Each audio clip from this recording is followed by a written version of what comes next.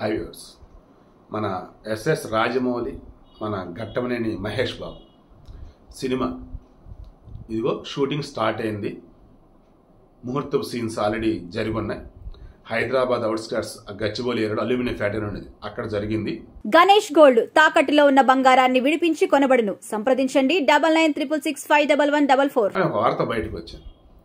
ఇక ఈలోపు అసలు రాజమౌళి తీస్తున్న సినిమా ఏంటి, ఈ సినిమాకి బడ్జెట్ ఎంత, ఎవరెవరితో వీళ్ళు డీల్ మాట్లాడుకున్నారు ఏంటి అన్నప్పుడు చాలా ఇంట్రెస్టింగ్ అనిపించింది. ఎంత అంటే నాకు తెలిసి ఇప్పటివరకు మన భారతదేశంలో చూసిన ప్రతి సినిమా కూడా ఒక భాషలో తీసి రిమైనింగ్ భాషలోకి డబ్బింగ్ చేస్తారు. లేదన్నప్పుడు ఎట్ ఏ టైము 2-3 లాంగ్వేజ్లోకి ఆ డైలాగుల్ని, ఆ సీన్స్ని అక్కడికక్కడ మార్పులు చెప్పి చేస్తారు. బ్యాక్గ్రౌండ్ వచ్చేసి name plates, sign boards like ఇలా. అంతే తప్ప ఎట్ ఏ టైం ఇండియన్ లాంగ్వేజ్తో పాటు ఫారిన్ లాంగ్వేజ్ అన్నట్టుగా ఎక్కడ కూడా సినిమా షూటింగ్ చేయటం కానీ రిలీజ్ చేయడం కానీ చేయలేదు. బట్ ఇప్పుడు ఈ మూవీ ఆ రేంజ్లో ఉండబోతుందని మనకు తెలుసు.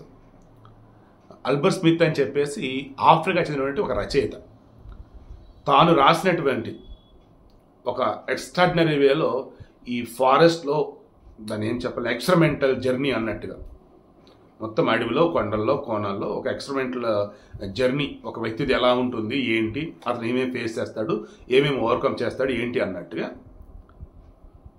ఆయన మలిచిన దానిని, రాసిన నవలని దానిని బేస్ చేసుకొని మన రాజమౌళి గారి తండ్రి విజేంద్ర ప్రసాద్ రైటర్ గారు ఆయన మన నేటివిటీకి తగ్గ మార్పులు చెప్పేసి కథను రెడీ చేశారట. ఇక ఇప్పుడు దీనిలో వాడే టెక్నీషియన్స్ ఎవరైతే ఉంటారో టీంలో ఫారిన్ నుంచి కొంతమంది తీసుకుంటారట, మన ఇండియా నుంచి కొంతమంది, తర్వాత వాల్ట్ డిస్నీ కానీ, తర్వాత వచ్చేసి మన సోనీ వాళ్ళు కానీ, ఇంటర్నేషనల్ వాడు ఎక్స్ట్రాడినరీ వాళ్ళు సినిమాలు చేస్తారు, వాళ్ళు డిస్ట్రిబ్యూషన్ కూడా చేస్తూ ఉంటారు, ప్రమోషన్ కూడా చేస్తూ ఉంటారు. వీళ్ళతో ఇన్కార్పొరేట్ అయ్యి వారితో కలగలిపి ప్రమోషన్స్ చేయటం కావచ్చు, లేదా సినిమాలో కొంత భాగం వాళ్ళు కూడా అయ్యేటట్టు కావచ్చు. ఇలా చేస్తూ సినిమాని at a time including Hollywood, world wide release చేయడానికి ప్లాన్ చేస్తున్నట్టు తెలుస్తుంది. ఆబ్వియస్లీ 2025 జనవరి, అది 2026 ఎండింగ్ లోపు రావచ్చు, 2027లోనే సార్ రావచ్చు. రాజమౌళి సినిమా అంటే ఆల్మోస్ట్ మన బాహుబలి నుంచి మన బాహుబలి చూస్తుంటే మినిమం 1.5 year 2 years పడుతుంది ఒక్కో సినిమా. మహేష్ బాబు కూడా వేరే కమిట్మెంట్ ఎవరికి ఇవ్వాల. సో ఇప్పటి వరకు మన భారతీయ సినిమా అన్నప్పుడు ఒక బాహుబలి, ఒక దంగల్, ఒక పఠాన్, ఒక జవాన్, ఒక పుష్ప అండ్ మొన్న వచ్చినటువంటి కల్కి, కేజీఎఫ్, ఇవే కనిపిస్తున్నాయి.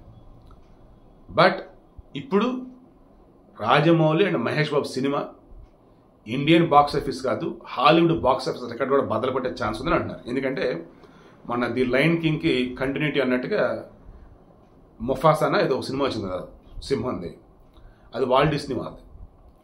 వాళ్ళు దాదాపు దాని మీద పెట్టిన బడ్జెట్ వచ్చేసి అరౌండ్ 1250 కోట్లు, 1150 కోట్లు.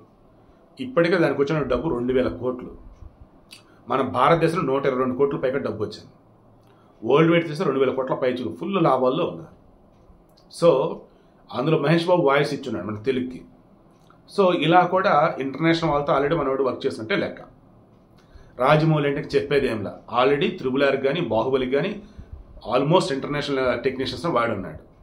అండ్ త్రిబుల్ విషయంలో వచ్చేసి ప్రమోషన్ చేయడం కావచ్చు, మన ఆస్కర్ వచ్చినప్పుడు కావచ్చు, మొత్తం చూస్తూ ఉంటే జేమ్స్ కెమెరాన్ కానీ రిమైనింగ్ ఎంతోమంది హాలీవుడ్ దిగ్గజాలతో మంచి మంచి పరిచయాలు ఉన్నాయి.